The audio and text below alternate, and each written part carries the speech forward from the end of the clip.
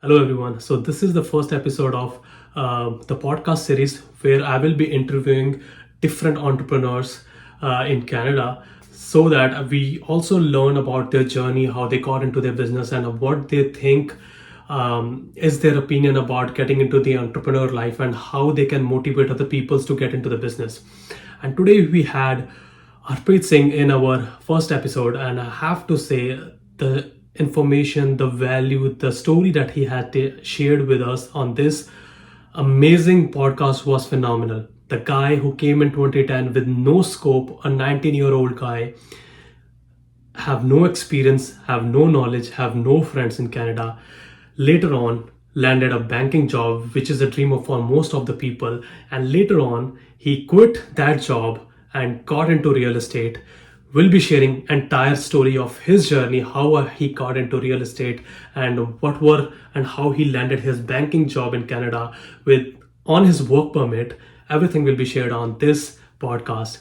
Make sure you subscribe the YouTube channel and let's go to the video. All right. So there was a fun. There was a fun before this video.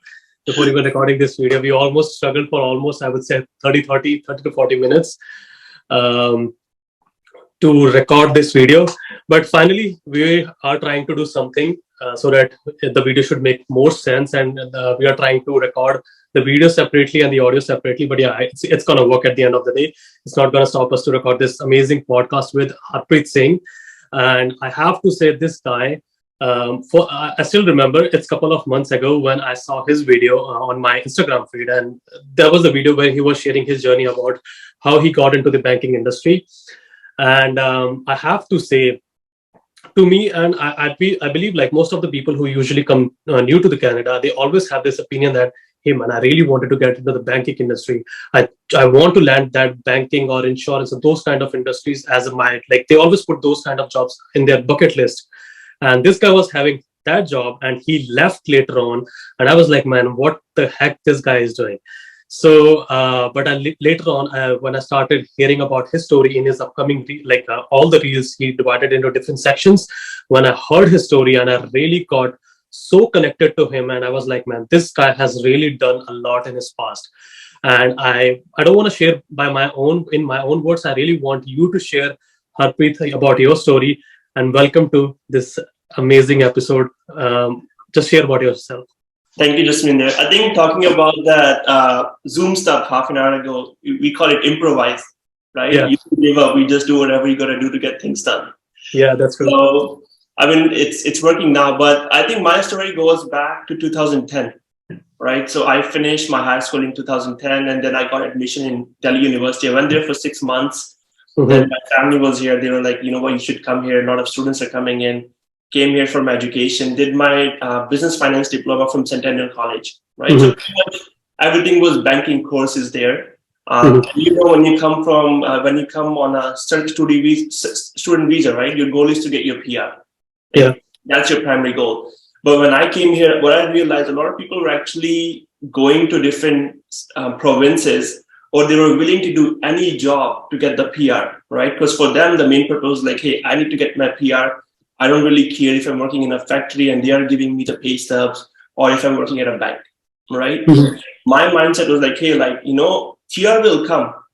I'm still breathing, I'm still eating, I'm still doing my stuff, right? The day I receive my PR, things will not change. But if I waste all these 3-4 years doing a labor job or working in a factory to get my PR, after 4 years, I'm going to have to start all over again, right? What was your age at that time? I came when I was 18. So this is like, I'm talking about like when I was 19.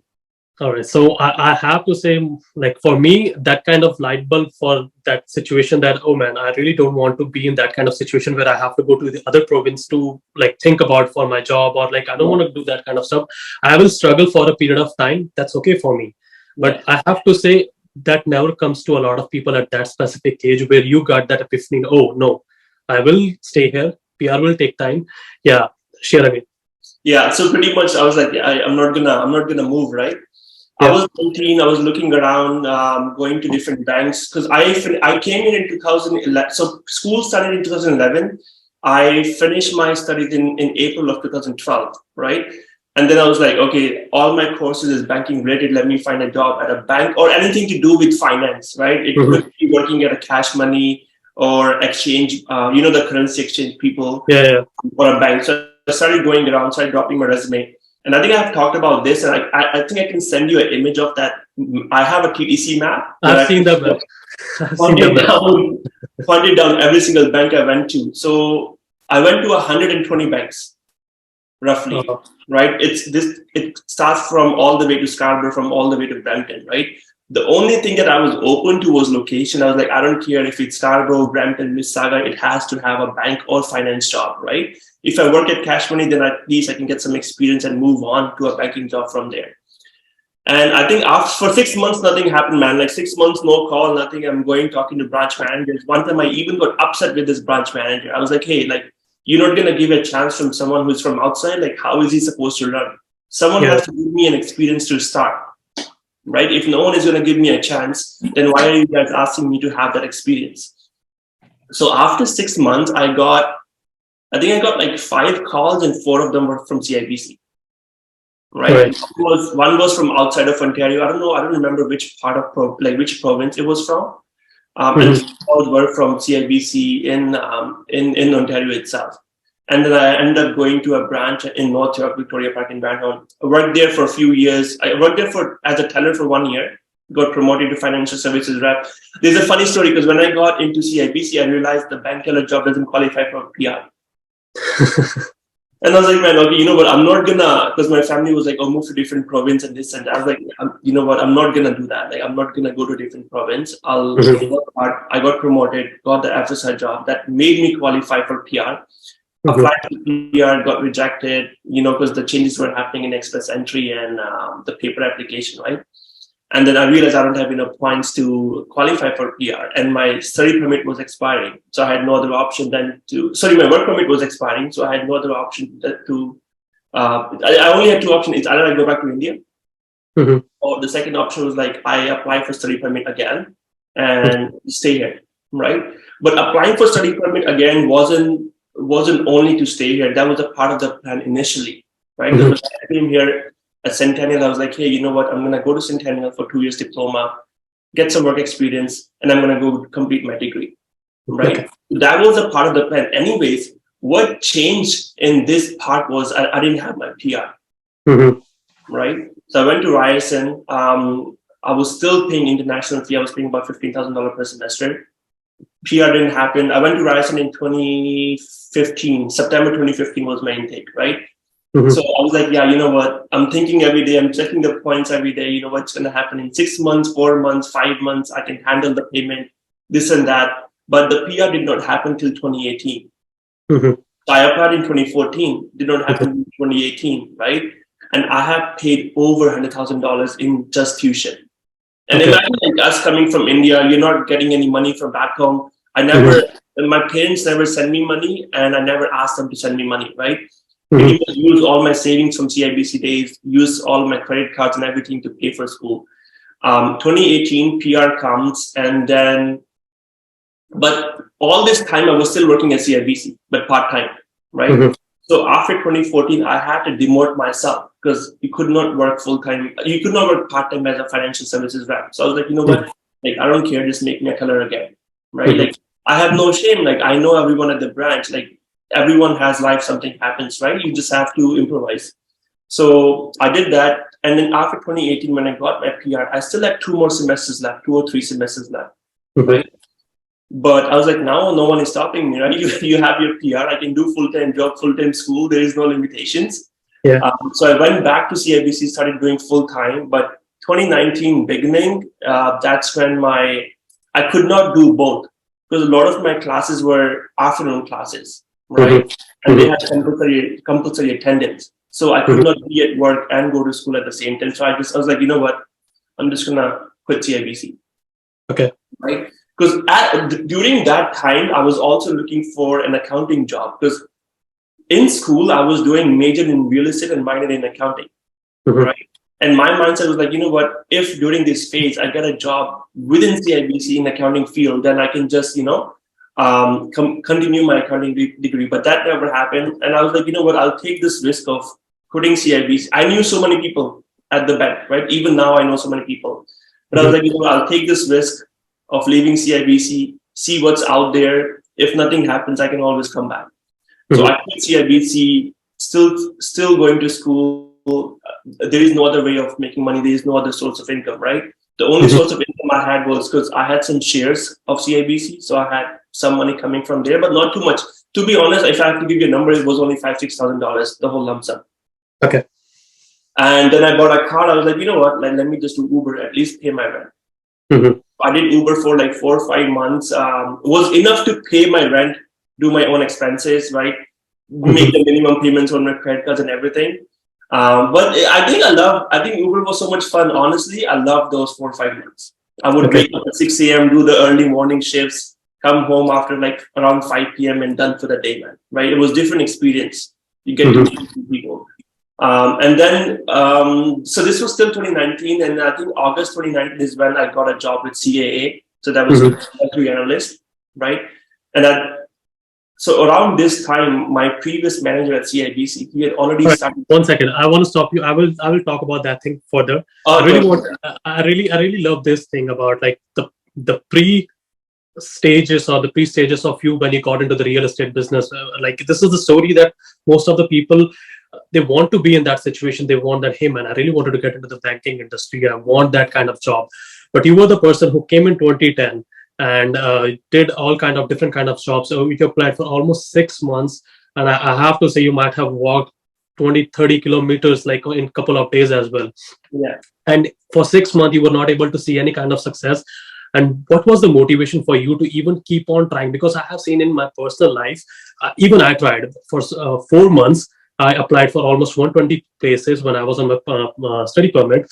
I was not even able to land one single job, but that kind of desire was in me that I want to do.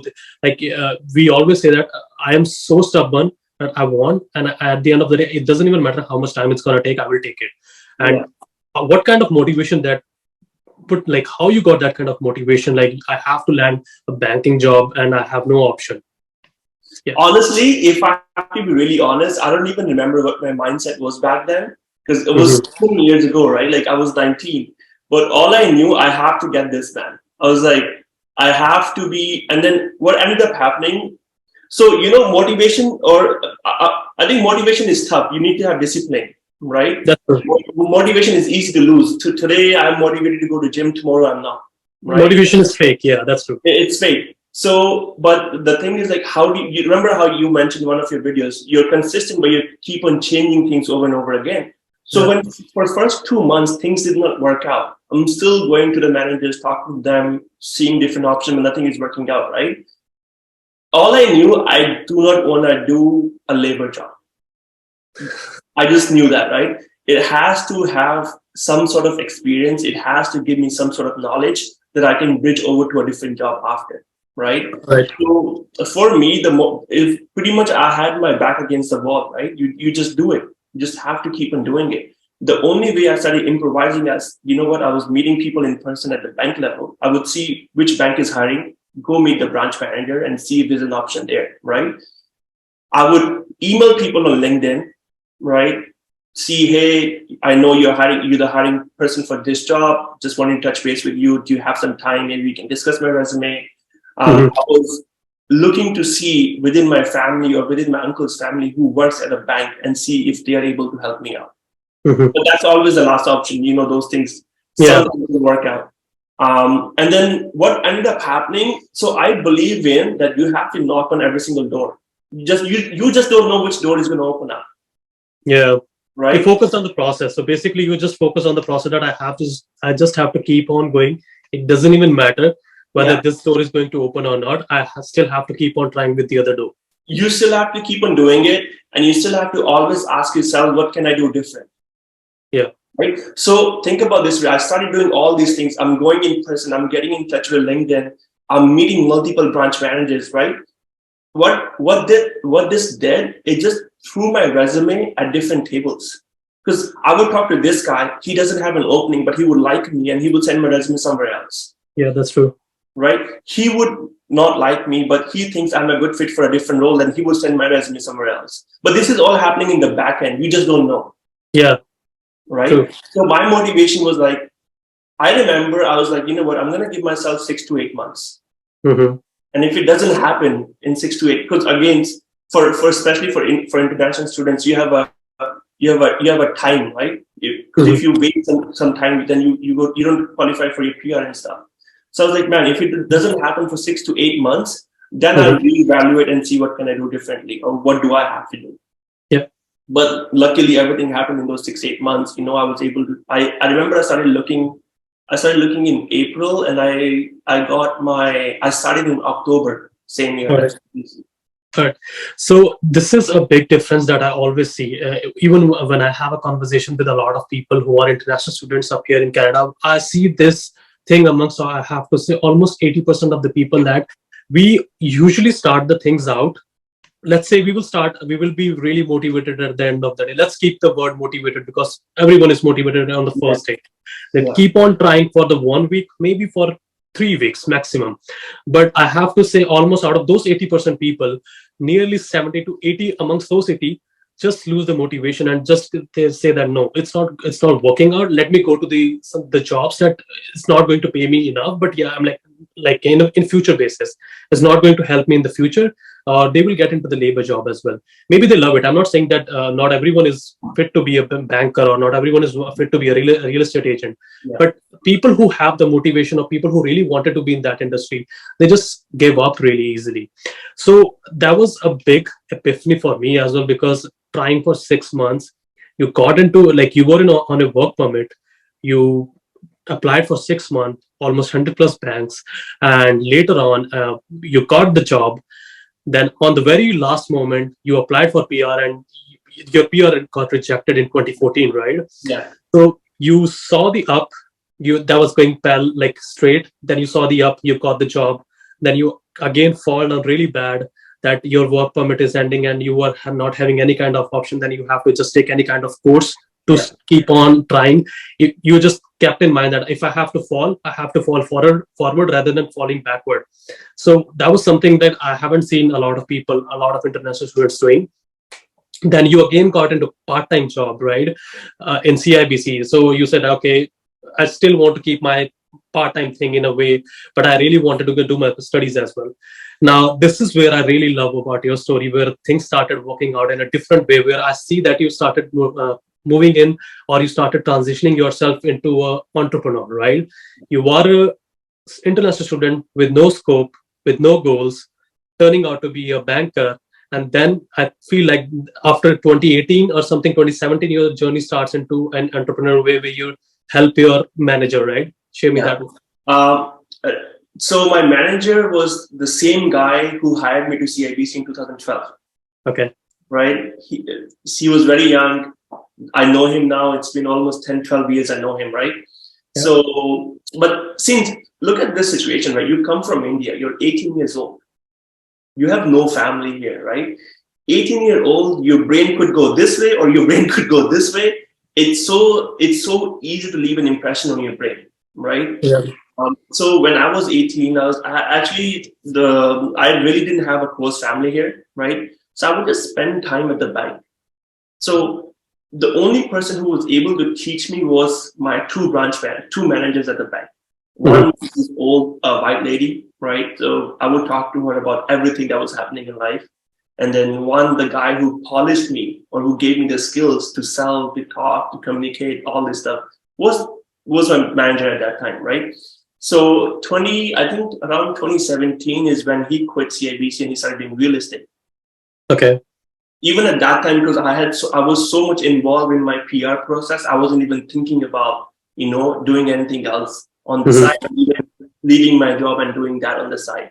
Mhm. Um, but there is something that I think I didn't tell you before. My aunt was a real estate agent too. Yeah. Okay. Even before I was helping him, I was helping her out, All right? right. I would just drive around, take her to showings. So pretty much be the driver for her, right? Mhm. And I would hear things that they were talking to their clients. Since I was a kid, I would go with my dad. I would go with my grandpa in their business meetings and just listen, right? Mhm. And it was very unconscious way of me doing things. I just didn't want to, it's not that I wanted to go and learn about business. I just wanted to be in the situation and be in the conversation and then see how things go, right? So 2017, he left CIBC, he became a real estate agent. I was still in touch. I think 2018, nothing happened. 2018, nothing happened. 2019 was when I started helping him out, right? He was getting successful, he was getting busy. I started, you know how like for real estate agents, they have those signboards for open houses? Yes. So I started doing that, picking it up, putting in his car, or would help him out with open houses, would drive him around, would do the back end research for him because he was creating content, right? So I would do the research and give it to him, be like, hey, like this is what I think.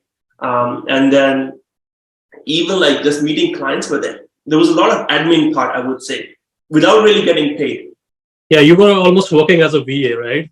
Yeah. Not a VA like assistants. Or you were just giving everything. You were doing everything for him at the end of the day. Yeah, because I think the one thing that did not change or hasn't changed till now is if I'm not doing anything and you give me a call, be like, Harpreet, I'm going here. This is a new thing. Do you want to come? I'll just say, yeah, let's go.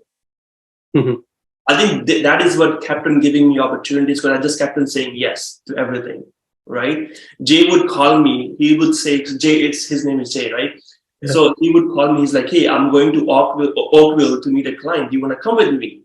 And I was like, yeah, that's fine. Let's go, right? Or he'll be like, hey, I'm going here. Do you want to come with me? Like, do you just want to hold things or do you just want to handle the camera and stuff? Like, yeah, I'll come. But even that time, I did not know if I want to become a real estate agent, or I did not know if I should be doing this, right? But over the course of all days, helping him out, saying yes to everything, I realized, hey, I can do it, right? Because when I used to work at CIBC or CAA, one thing I realized about myself, I cannot have a desk job. Okay. The way my brain works is I need to be doing multiple things at one time, or I get bored really easy. Yeah, same. Right? Yeah, so then I realized, yeah, I know. So then I realized real estate was keeping me up, right? Yeah. Every time the situation is different, every time things are different. And that's when I started helping him out more. I was like, hey, Jay, can I come with you to every client meeting, right? Mm-hmm. Can I be with you when you're calling clients? And I started understanding the conversation that he was having. And then this is pretty much how things started unfolding, right? Like I started helping him out, then he started paying me, and then got to save some money from there. And this is pretty much how things got bigger and bigger from there. Okay, so okay, let's uncover this whole thing because I have to really share this with people that you were just not helping that person. You were a person at that moment where you want to learn the skills, where you want to grasp all kind of knowledge that that person in front of you who's more experienced, who know more about real estate or who knows about things how they needs to be done, but you never had an experience about how those things were done. I really wanted you to tell me what all skills you have learned which you never knew that, like whether this is going to be helpful for you in your banking plus in your this entrepreneurial journey where you were helping that guy without even considering that I will get anything in the return. So what were those skills which most of the people, I personally, even happened with me when I started my journey? I was like, I really need to be better at any specific kind of skill. For me, I really focused more on marketing and sales. So that was something I was intentionally doing it. Yeah. But did it happen for you when you were in bank and later on transitioned into the side hustle kind of thing where you were without any even intention of getting something in back, upgraded yourself in some certain skills which later on helped you in your real estate business? I think I think definitely it did, but also what's different in my situation, I was with this guy from last 6-7 years. Mm-hmm. So this guy hasn't changed since he was at the bank. He was the same way of talking to clients. He had the same way of respecting clients, right? So over the course, I was being polished. I just did not know, mm-hmm. right? I was indirectly getting his impression in me, right? So a few things I learned from him. Communication skill is the biggest thing. True. That I learned from him, right? How do you write emails, right? How do you write emails that gives a person a full picture? Why are you writing this email? What are you supposed to do after reading this email, right? What can you expect from my email? And the biggest thing I learned from him is actually, you don't need to run after money. Don't do things for money. True. Right? Do things for your clients. Do things that make you happy, and maintain some sort of self-respect and ethics. True. That's Those are the things. Those are the specific things. Yeah. Yeah, but if you ask me like what changed when I started helping him out with real estate compared to like 4 or 5 years ago, I would say those skills just got more stronger. All right. Things like when I was stuck in my PR, right? Things like you need to do your own research. You need to gain your own knowledge, right? You need to know more than people around you. Yeah. Right. And it's not just to show anyone inferior or that you are more superior, but you have to have all the information. Yep. Right? What I learned from him is like, just take the risk, don't worry, like things will happen. What he always says is put your head down, keep on working, and that's it. True. So even I like really got to know about this, that even without considering anything in return, you started focusing on the things that you were getting some kind of experience, and at the end of the day, you were focusing on, okay, so you know what, if I have to be a good, or if I have to help this guy, I need to provide some kind of value in return. So this is where I feel like most of the people really think that they need, if they want to make someone, or if they want to take, or if they want to make money out of any other person, they need to at least ask for the money first. And that's true. Like we always think that, being a layman, we always think that we have to ask the money first, and then only it's going to happen, like then only the business is going to happen. But you really shared one good thing, that I need to provide him such kind of value at the end of the day. And the human interaction really does matter, because if there is no human to human or heart to heart interaction with any specific kind of person, the business is not going to work out, even if your offer, or even if your product is phenomenal, right? So you build it that kind of rapport with your boss, who were like manager at that moment, and almost 6-7+ years, you built that rapport, and that guy started trusting you. And later on, that transition happened. He started paying you after that. And you almost, I still remember, you paid off your loan by your side hustle, the in a way where you were helping that specific person, right? So I'll put it a little bit differently. So in terms of money, because I started working full time, right? So I was able to use the money, my full time money, to pay off my debt from a full time. And I was able to save down payment for my house, right, from this side hustle. All right. That's where, or pretty much that's where the money came from, right? Yeah. I can say if I wasn't saving, or I wasn't doing this side hustle, I wouldn't even say a side hustle, because I did not do it. I did not do it because I wanted to make money. I just do it because I wanted to learn, and eventually just led to money from there, right? And then that money I was able to use to buy a house. If that money wasn't there, I don't think I would have been able to buy a house back then. Right. So according to you, why you feel like that's supposed to happen in your life? Because a lot of people just like, you transition from banking and you left your job in bank. So why you feel like there need to be this situation, there's supposed to be this situation happen in your life that really help you be a good person, and that for sure it help you buy your first home? Because for most of the people, they think that you know what, I already got a banking job, I need to stick with this job, and probably I will save more, rather than on focusing on learning new skills that you focused on, you know what happens with almost 90% plus people that know that I'm not a person who will stick to the next job, but I have no option. They don't even focus on transitioning themselves into learning new skills. So what was that, like you really mentioned that I was a person that I really don't want to do, but what was that why, your why? Every person have their why. That what was your why to move toward this thing, that you know what, along with my job, in order to pay my whole loan from my job, I want to have this kind of hustle, I need to learn these skills. What was your why to keep on trying without even considering about getting money in return? Yeah, I think first of all that I think you just have to keep on doing the right thing, right? And when because you don't know how, I said, like, I never said no to anything, right? So, and then the way I look at my time, because we are so young, so the way I look at my time is like, hey, my 9 to 5 is done. Helping this guy out in the evening doesn't like cost me anything, right? is actually a lot more better than me sitting down on my table or playing video games and stuff like that, right? So I think that's when it wasn't about the money. I think for me, I knew that I wanted to do something on my own, All right. right? And over the course of helping him out, I knew that hey, I really like customer service. Mm-hmm. And you know how like sometimes when you meet right people, they open the door for you to something that you have never thought about, For sure. right? Mm. Um, and I don't say that I'm lucky, right? Maybe some people would say you're lucky, you have this guy, this and that. I don't say I'm lucky, but all I can say I was there whenever I was asked to be there, Mm-hmm. right?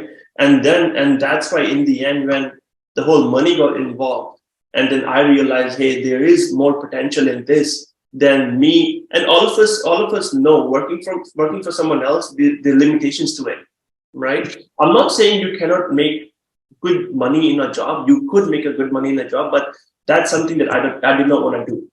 Mm-hmm. Because when I was doing this transition from job to real estate, I was actually taking CFA courses in Okay. between. Because I was like, you know what? Even at that time, my mindset was like, you know what? I can do CFA. I can get a good job and do this, do that.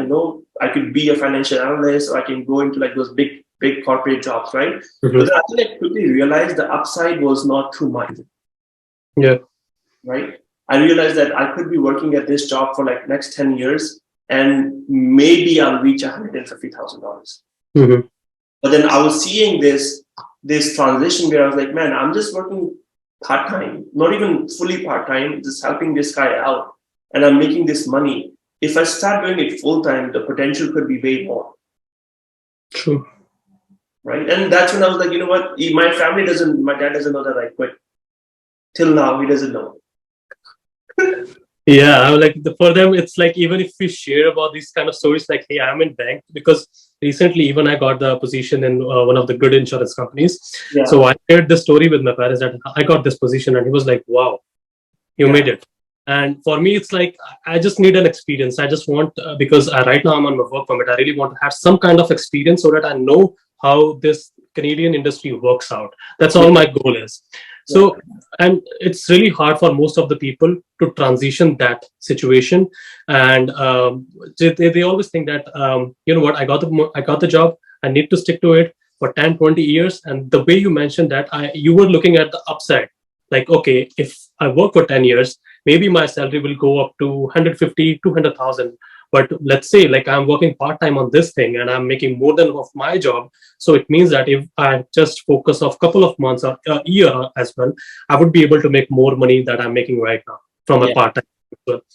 So let's go to your real estate business. Now I see that most of the people on like Instagram are coming and YouTube are coming to do the real estate. They are putting most of the content out, and I have to say there are very few people who are so consistent and with the quality content. Yeah. So you are one amongst them, and I really love the way you are putting your content out.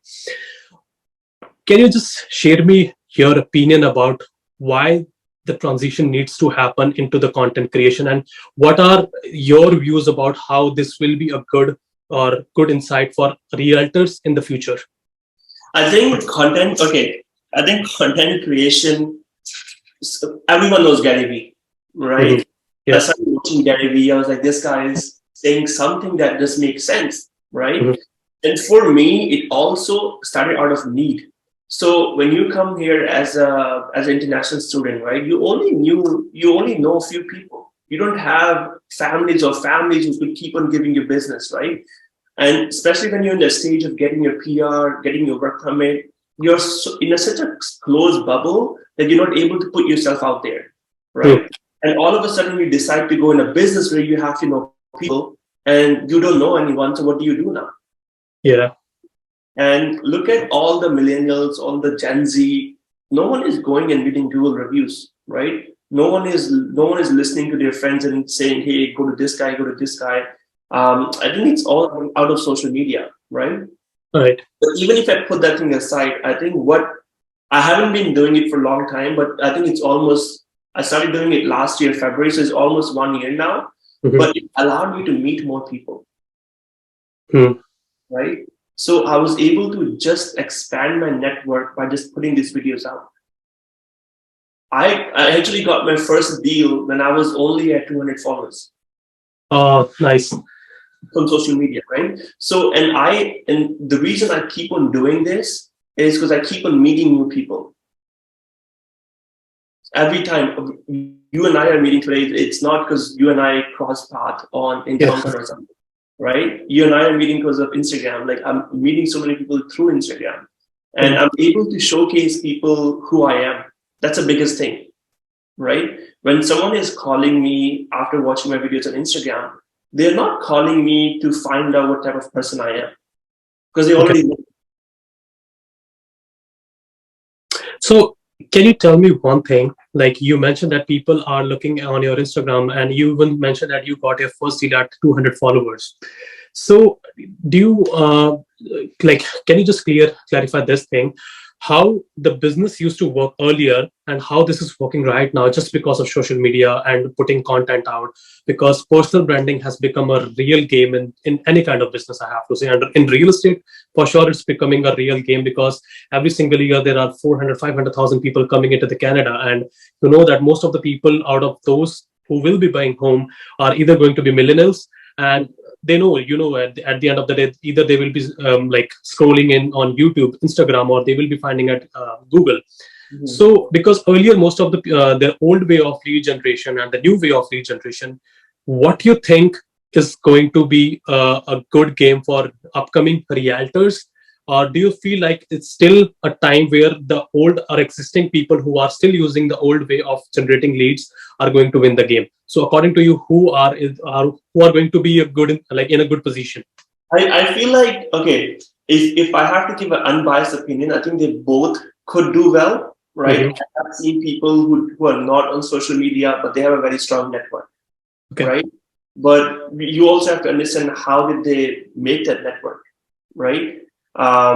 Some people have their own apps where they're able to generate leads from. But Mhm. think about this way: how many people can make apps, okay, and how many people can have a bigger connection of people? Like how many people you know? Let's say if you were a real estate agent, right? How many people you know that could give you clients on a consistent basis? I can even count on finger. That's it. I can't even go out of 10. Yeah. So, but what I'm looking at I'm looking at a picture upside down. I'm looking at Instagram because pretty much that's what I do right now, right? I'm Mhm. looking at Instagram as a platform for me where I go and meet people, right? Yeah. And then Yeah. it's going to come down to your sphere because I met these people on Instagram. I help them out. Then these guys become my word of mouth, right? And then if my Instagram grows, I'm able to launch a website or something where I can ask all these guys to be on there, Yeah. right? And then think about in the past, people were spending so much money on marketing to put your board or picture on a bus. It costs you $1,000 a month. Mm. Someone like me or someone like a new agent who's just starting out can't even pay rent for the office and stuff. How are they supposed to pay $1,000 a month every month for bus photos or transit photos or even mail drops? Mail drops are not cheap, Yeah. right? Because all these guys who are doing it, they have been in the business for so long that they are able to do so. But anyone who is new, how long are you going to survive on your friends and family, Yeah. right? What I have realized that the amount of people I know now from Instagram and the amount of people I knew before I started Instagram, there's a huge difference, right? So Mhm. everyone, I think everyone, I think everyone needs to create personal brand, irrespective of the fact that if they are getting clients from there or not, right? Okay. You need to have some sort of presence for yourself, so when people go on there, they know what type of person you are, right? So So do you, so do you agree with this statement? Because this is what I'm hearing a lot of from the realtors right now, and they are saying that the thing where the market were earlier was like, hey, I know this friend, I will buy property from him. I know this guy, I will buy property from him. But right now, the things are working like, I saw this guy's video, or this guy's on most of the time on my feed, and this guy's putting a lot of content out. And I feel like because the way things are transitioning so fast since COVID, Do you feel like this is going to be a big game changer for most of the people who are focusing on personal branding right now, even if they were old or they are new to the market? Like to to be a monopoly in the market, to get a lot of leads or to get more clients. Do you Yeah, feel that's going to happen? I think it's already happening, Yeah, right? That's why we're seeing a lot more agents doing videos, right? If I think if the result wasn't there, a lot of people would not do it, right? true. I have had people who reached out to me who did not want to work with their friend or with their family because they saw my videos, right? They were able to connect with me. I'm not saying that all. Let's just say if I operate in Pickering, I'm not saying all Pickering clients will come to me, right? Maybe there are going to be 3 more people on Instagram who talk different, who act different, who do things differently. But people are able to find their. I think when you do personal branding, people are able to find themselves in a different person, right? People are able to connect with their vibe. People are able to connect with how this guy talks. And honestly, the way I look at this thing is if this wasn't working, Ryan Serhan would not be putting in $500,000 every month True, true. on his social media marketing. That's so true. All right, Harpreet, I know you are running out of time, and I don't want to take more time of yours because we already struggled earlier before getting into this podcast. But I have tons and tons of questions to ask you, and I for sure will be getting you on the next podcast as well, where I will be talking more about your specific niche in real estate and why you think that real estate, like sticking to a specific niche or spreading out in the real estate, is really important. But I really wanted to record this podcast to see a entrepreneur, a real estate agent who is a six-figure earner and who was a struggling guy who had no scope in Canada at the age of 19 years old. And now, right now, after seeing so much ups and downs, even after getting the kind of job which everyone desire of, he's Right. still putting his work really hard. He's still learning everything. He's still putting himself out there to the people so that he should be able to be amongst those people who are really good in their job or in their field. So this was a journey. This was a podcast, I would say, where I was just concerned about knowing about your story and how you transitioned into an entrepreneur. But for sure, our next podcast will be all about talking the real estate and everything about that. I think I would love to maybe let's do it in person. I would love to meet up in person and do it in person. One For thing, sure. I think one thing I would say, if anyone can do it, man, you can do it too. That's Yeah. how I do it. That's it. The only thing, even I want to add on up here is the problem. The problem is everyone plans. Everyone plans. That's the problem, I have to say. But the thing is, the solution is execution. Yeah. 99% of people plan, but they never execute. And if you don't even have a plan, even if your plan is average, like the way you had, Yeah. your plan was average. You had a plan of dropping resumes for 6 months, and you have no clue what's going to happen. But at the end of the day, you landed a CIBC like job in a bank, right? So your plan was fine, but your execution was really hard. Yeah. So that's what the real game is. Yeah. Yeah. Yeah. 100%. I mean, when you're doing it, it seems too hard and it seems so mediocre. But once it's done, and you look back after 5 years, you'll be like, shit, that's like a movie. Yeah. So when I was in that situation, and because you're the second person I'm telling this story to, right? Yeah. When I look at myself, to me, it's whatever. Because I just got it done. To me, it's nothing. When someone else listens to this story, they feel like, oh, so much was done. You know what, Harpreet, this is so powerful, and I have to mention this thing because it happened with me. We always, because you have suffered that thing, you have overcome that, Harpreet, which used to struggle a lot, which was a person who was not confident enough. But now you are a person who know that it's okay. I have done it. I know I can do it again if it happens with me. But a lot of people, like let's say there is a 19 years old, another Harpreet, who will be seeing this video and he will be like, damn, this guy had done something which I can't even imagine of. And he will give a great motivation from you. And I definitely say, I really can't wait for another episode to record. And definitely I'm going to do that one in person and really learn about and really want to know about the inside stories or inside of real estate, how it works and why one specific niche and what it's going to be in the future and how what how was your journey, and all things we will talk in the next podcast. Thanks again, Harpreet, for coming on the show. And again, guys, Preet, please go ahead and share your what's your Instagram handle if the people want to follow or connect with you. It's Realtor, REET RELTOR. Awesome. Thank you so much, Harpreet, for coming into the show. Thank you.